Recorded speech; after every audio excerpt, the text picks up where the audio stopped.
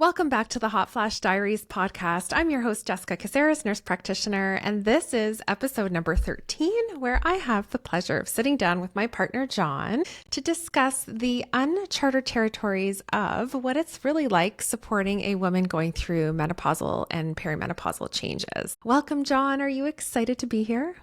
I am reluctantly excited to be here. Thanks for having me. Tell everyone how hard I had to work to convince you to get on here. Well, we have been planning this for several months, so while I was not necessarily the first guest, I'm sure you intended to have me on much sooner than we joined today. Yes, that's true. But how are you feeling coming on here and chatting about your experience supporting a woman going through hormonal changes? How do you feel about that? Most would assume that the level of uncomfortableness would be quite high, but this is something that I've lived through, you helping others for several years now. To say that it's normalized the discussion and the behaviors in the house would be an understatement. That's true, especially when it comes to the kids, right? Overhearing conversations between you and I, and even when I'm chatting with colleagues. But when you decided to share life with a nurse practitioner that sort of dedicates most of her life to looking after women and hormone changes, talking about, female reproduction, et cetera, did you know that you were going to become a part-time sort of hormonal guru yourself? Well, the giveaway should have been when you started walking around the house with pelvic models of various sizes and shapes. But, I'm a man and it takes a while to really pound things in. So I certainly appreciate it a lot more today than I did even a couple of years ago. Well, that's good to know. I'm glad that some stuff is stuck, right? So tell us, actually, on that note, what did you think perimenopause and menopause was before Jessica entered your life and you got to hear all the wonderful things that women have to go through and experience? Well, I think like most men growing up, we don't really have a lot to base our knowledge on. So like so many others, I had a mom, and the most I ever heard about anything towards menopause was body temperature, hot and cold flashes. And really my knowledge was limited to just that. So somewhere in the back of my head, I thought, oh, it's just, must be a body temperature regulation thing. And, that was really the extent of it. I didn't realize to the depth that it does go into how many things it affects and what women go through on a daily, hourly basis as they battle the effects of perimenopause and menopause. And that's interesting. That's what most people think is it's just hot flashes, night sweats. And that's part of the reason why I decided to name the podcast what it's called. So you admit that you have had no sort of training, conversations, education at any point in your life about this particular topic until we got together and you started hearing me yap about all this stuff continuously. Like all things women's health, it's the furthest thing from any male conversation. So, we're in parking lots talking about hockey, sports, and the kind of beer we're going to try next. And, these type of conversations just don't enter the chat. So really, like at all, you guys don't ever talk about challenges you're having in relationships and different things that you're seeing or changes that never ever comes up in conversation? Zero. Unlike us women who talk about, everything to almost to the point of nauseam with so many details. It's interesting how we're just so different. Men are very much about current events. We can talk about politics. We can talk about what's happening around the purpose of why we're together. In most cases, it's a group of guys about to go in and watch their kids play hockey or some sort of sport. And there's more than enough to talk about in each one of their lives to take up a few minutes of the conversation. So getting to the personal side of life or how things are going with their better halves, it rarely enters the conversation topic. But now, right, that you're practically an expert yourself, do you find that there's a lot more conversation to be had that people will, or both female and male friends will ask you questions or try to get some information on where they can get more information? Do you find that that's a little more of a, let's say, comfortable topic? Well, it's funny because while the men certainly don't talk about it whatsoever, don't really ask too much, I find more it's the women who have learned through meeting you, through listening to your podcast, just knowing in general what you do, are sort of cozying up and saying, hey, I have this thing going on. Do you think Jess can help me? And in every situation, it's like, you need to have a conversation with Jess. You need to find out what's going on because she can help you. Whether it is the hot sweats, whether it is not getting sleep at night, there are so many things and so many different symptoms that women have. Clearly, there isn't just a standard protocol, I guess you'd call it, of identifying that this must be perimenopause or this must be because you have this one symptom. So it's a constant learning curve. So with that, when did you sort of realize that things were sort of shifting with me in terms of hormone changes? And there's a reason why we're doing the podcast in separate rooms. So I can't whack you for saying anything untoward. Yes. Well, I could be funny and say, I just thought this all came part and parcel with dating a Latina. Ha, cute. The flair for dramatics. And I guess, one of the first things that I noticed you struggling with was your sleep pattern, something that I never saw any issue with in the early days of being together. And then just almost overnight, struggling to fall asleep, struggling to stay asleep, quality of sleep, waking up in the next morning and just being extremely tired and almost like you hadn't slept at all. Mm-hmm. Well, I slept like a baby beside you. That there comes the next phase of symptoms where, the threat of murder, if I fall asleep before you, it's something that's so unnatural. Why shouldn't I fall asleep? But the thought of your partner getting a beautiful night's sleep beside you is enraging when you struggle to even fall asleep, let alone stay asleep. So I may have received the odd pinch to the cheek or the kick to the shin when I was drifting off to sleep as you were still trying to find your way. Yeah, I may or may not have been staring at you as you're sleeping soundly and thinking of mean things to do to you to wake you up because I was so jealous of the fact that you could literally fall asleep anywhere. It's so annoying. You could fall asleep on a pointy rock in the middle of nowhere and have the best dreams and sleep of your life and wake up with drool on your face. And I wake up totally exhausted after waking up 16, 17 times a night, staring at the ceiling and worrying about things that I never worried about before. It was highly annoying. I can see that. Yeah. And I don't think I really valued sleep up until after I had, of course, Elisa, who was not a good sleeper as a baby, but then heading into perimenopause and realizing the little quality sleep that I had. So of course I feel much better now with some progesterone replacement, but it definitely one of the first things that women start to experience, right? In addition to heightened anxiety, which oftentimes is related to the lack of sleep and restorative sleep at that. So yeah, I would agree with you. That was the first, and probably some mood shifts that were related to, certain times like cycles. And the mood shifts are tough for a man because at the best of times we're not the most observant. So, and we really don't think that it's not about us. Is it about us? And the fear of asking for the fear that it might be about us. So we don't want to know. And so, seeing those mood changes and trying to identify why they're happening, it's one of the great mysteries. Well, and I appreciate your honesty because it's unfortunately when these shifts happen, it's front and center for us as the woman, but as a man who isn't experiencing those symptoms, you're going through your own sort of set of changes too, but you're not in our shoes. You're not feeling it. And so it's continuously front and center. We're constantly thinking about it and that we're not feeling great. We're not feeling like ourselves anymore. And sometimes, behaviors and different things can almost seem a bit aloof, and not maybe intentionally. And that's challenging for women. I think with men, to oversimplify things, as I'm almost 52 now. One of the things that I notice more than ever is just recovery. And you go for a workout, you go for a bike ride, do a light training session, and the next day, the pain that comes along with that, and the recovery just takes longer, and the benefit of exercise isn't realized as fast. You put on that extra 5, 10, 15 pounds in the wintertime, and you go to shake that weight off where it used to just fall right off. Now you're finding it's a lot harder to lose those extra few pounds. So these are just simple changes that we're going through, and they're very gradual, whereas the fluctuations of the changes that I know that you're having much more significant and severe than what the average male goes through.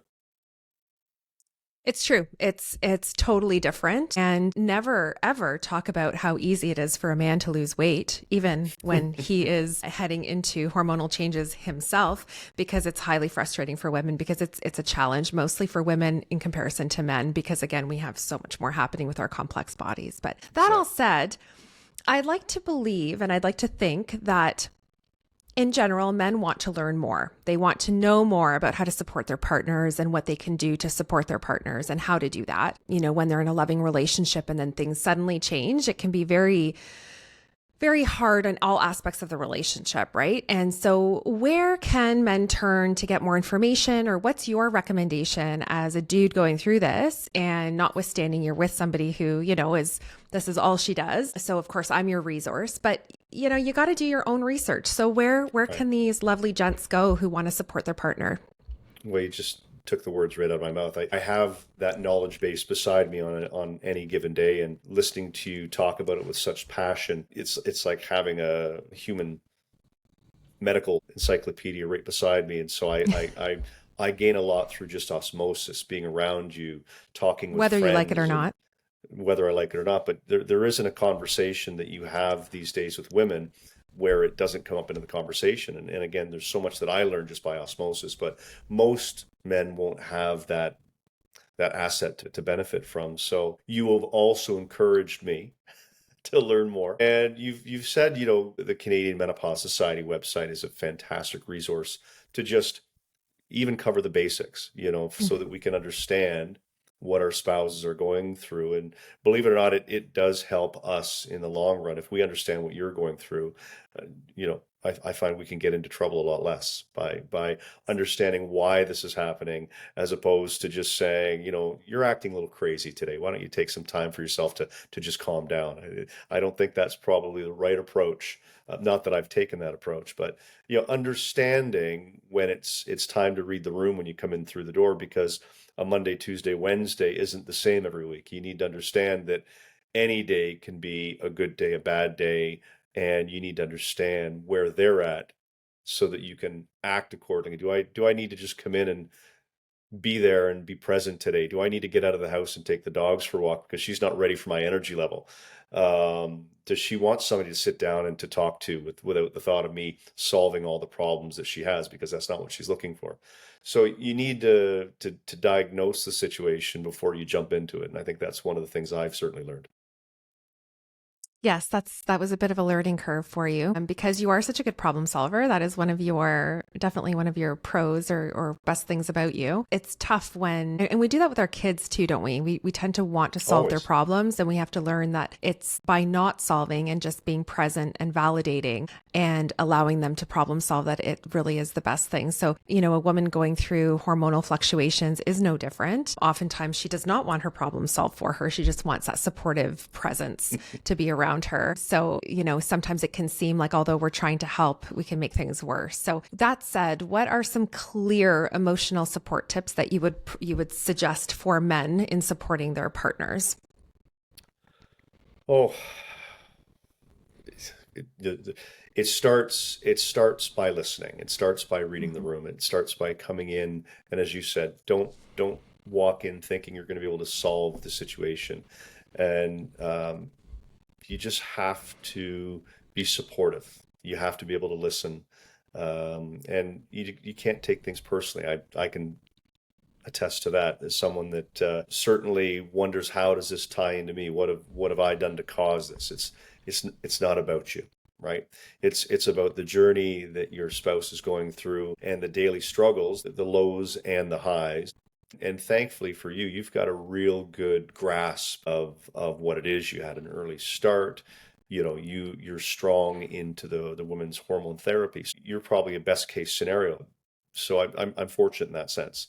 But there are so many others out there that they themselves are still trying to figure this out. So if they don't even understand what's going on, they don't know the symptoms, how the heck are the men in their lives supposed to be of any help? So really encouraging your spouse to talk to someone, anyone. You know, not everyone has the benefit of you by their side. So do they have a colleague? Do they have a therapist? Do they have somebody, a female friend, that they can share how they're feeling?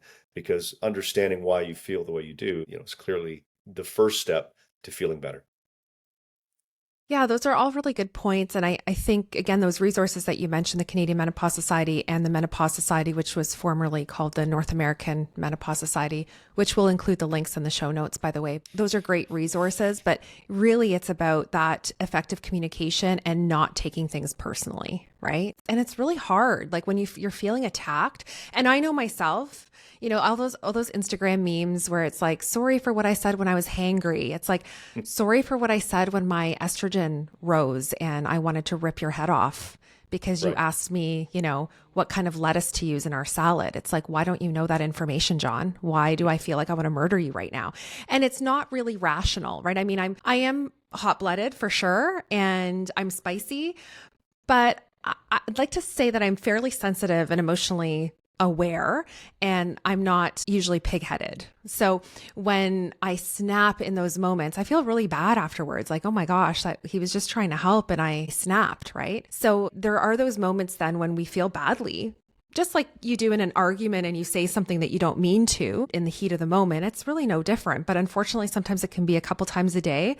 And then it's great for weeks. And then all of a sudden you have another nasty, high and low episode. It's a roller coaster and it's really, really difficult. So I appreciate that you have done some work on your own to learn more about it, and that you really digest the things that I say and the things that you hear me say to friends and family and through the podcast. But it is extremely tough for sure. So with that, can you tell us the things not to say to your partner that may wind up getting yourself in or getting you in a lot of trouble, if not physically harmed? Well, to state the obvious, never call someone crazy. Never tell them to calm down, and never try to oversimplify something that it's just this. It is significant and it needs to be recognized. So instead of what not to do, it's about being supportive. It's about seeing what you can do, because I don't know what to do half the time. So it's about asking. It's about understanding. And again, more often than not, just being there. And we've already touched on this. You're not trying to solve something, but you're trying to be supportive. Exactly.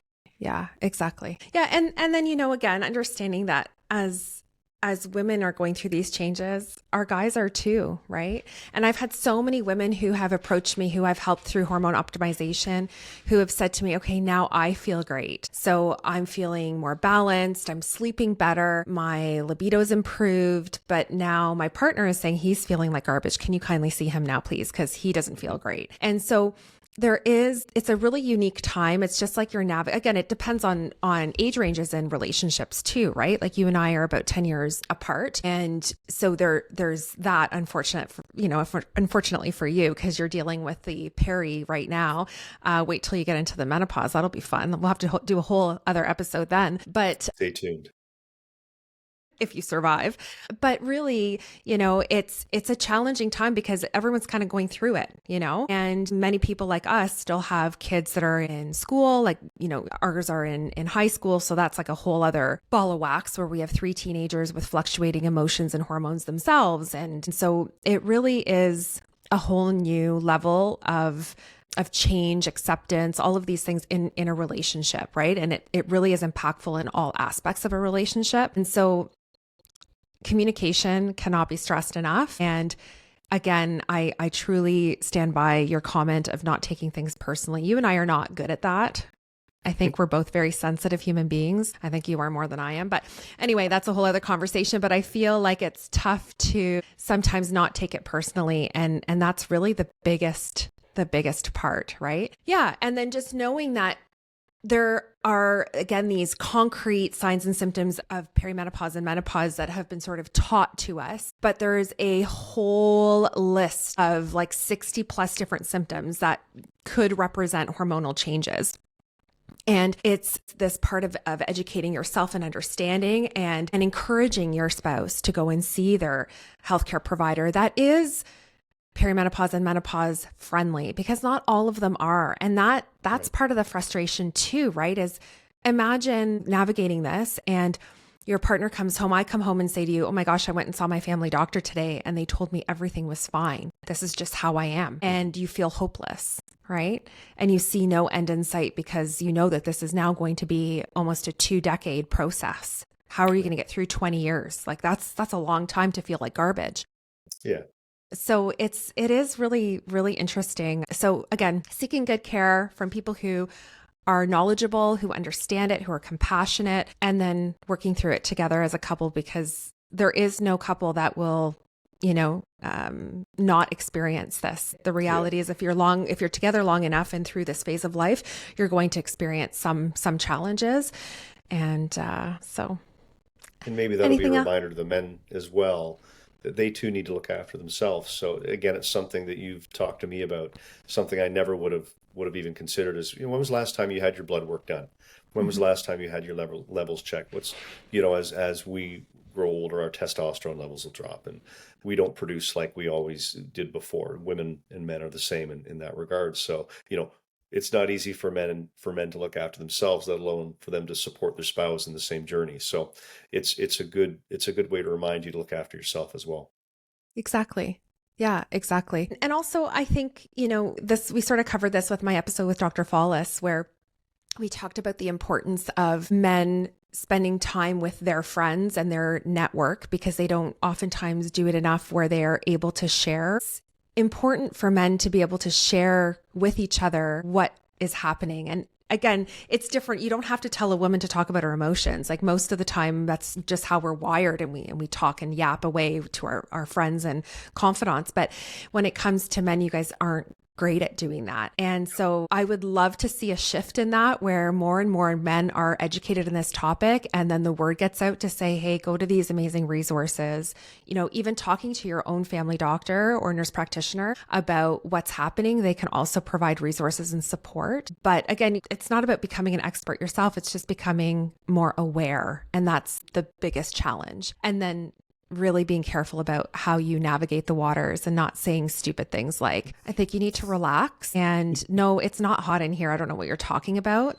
Just take off your jacket and say, yes, I agree, it's hot in here, or maybe put another layer on if it's cold. It's just about validating and accepting and normalizing, because we don't like feeling like garbage either, right? It's not something that we look forward to. Just like back in the PMS days, like nobody likes to have PMS. Nobody likes to feel ragey. And it's just a part of life, but we can certainly make it better. I, for one, I love 6 blankets and the fireplace on in the middle of the summer. It's just one of those things we do now. Yeah, it's great. You wearing shorts in the middle of winter. It's awesome. Yeah. Let's not tell everybody what our hydro and gas bill was last month, because there's that. But anyhow, it is winter, or now I guess second day of spring. But, we live in southwestern Ontario and it's frigid. So sure. That's my excuse. Go with that. That said, I really appreciate you coming on here, Johnny, and chatting about all the things. I think, it's really important for other guys to hear it from the horse's mouth, so to speak, that you're surviving, right? You're surviving. One day at a time.